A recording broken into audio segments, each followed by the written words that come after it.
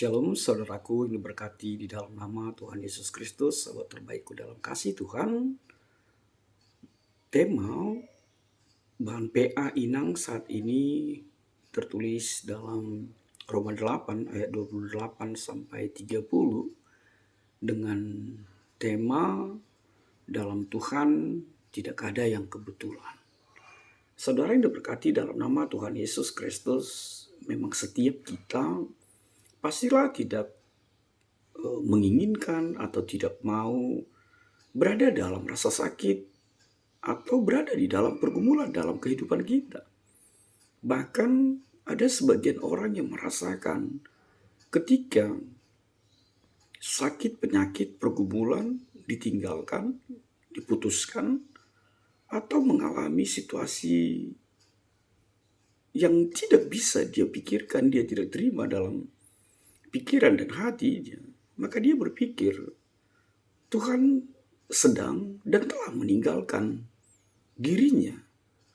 Bahkan membiarkan dirinya mengalami situasi kepahitan itu di dalam kehidupannya. Tapi pernahkah kita berpikir bahwa Tuhan Yesus mengalami pergumulan hebat, penderitaan yang hebat. Dan hal yang semakin mungkin susah untuk kita pikirkan, kita logikakan. Kenapa Allah sepertinya membiarkan? Dan kenapa Allah mengizinkan hal itu terjadi? Maka saudaraku, terkhusus Inang, mari berpikir dengan kacamata Tuhan Allah di dalam kehidupan kita. Dan sangat-sangat memberkati ketika kita memahami dengan tema kita bahwa dalam Tuhan tidak ada yang kebetulan. Artinya apa? Kalau Tuhan mengizinkan sesuatu terjadi dalam kehidupanmu, pergumulan atau apapun penderitaan yang kau alami di dalam kehidupanmu, percayalah, Tuhan tidak sedang meninggalkanmu atau membiarkanmu. Dan kalau itu pun Tuhan izinkan terjadi dalam hidupmu, itu bukan faktor kebetulan. Sebab bagi Tuhan tidak ada faktor kebetulan. Kehidupan orang percaya ada di dalam genggaman tangan Tuhan. Ada di dalam rancangan dan karya Tuhan dalam kehidupan kita. Sebab Tuhan tidak pernah mengizinkan sesuatu yang terjadi dalam kehidupanmu untuk membuatmu terhempas. Tapi Tuhan akan mengizinkan ujian bagimu untuk membentukmu, menempahmu menjadi pribadi yang beriman percaya yang hanya kepadanya. Maka saudaraku, Inang yang diberkati Tuhan, sahabat terbaikku, mari berada di dalam kebenaran firman Tuhan yang menyapamu pada saat ini.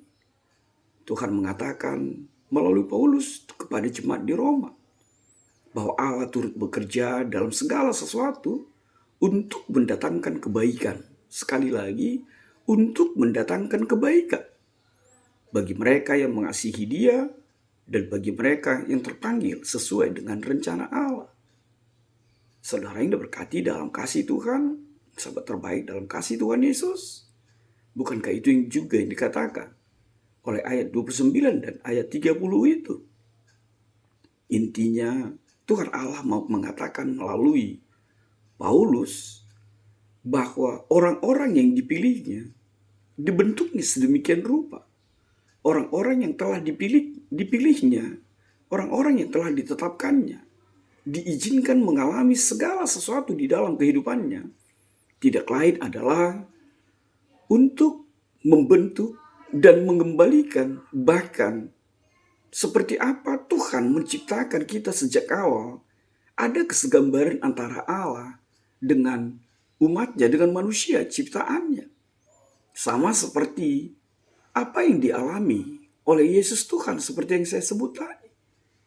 Bahwa kalau itu pun dialami oleh Tuhan Yesus, ingin mengatakan bahwa Yesus kita yang kita puji, kita sembah dalam kehidupan kita, kalaupun mengalami pergumulan, kalaupun mengalami penderitaan yang sangat, bahkan kematian,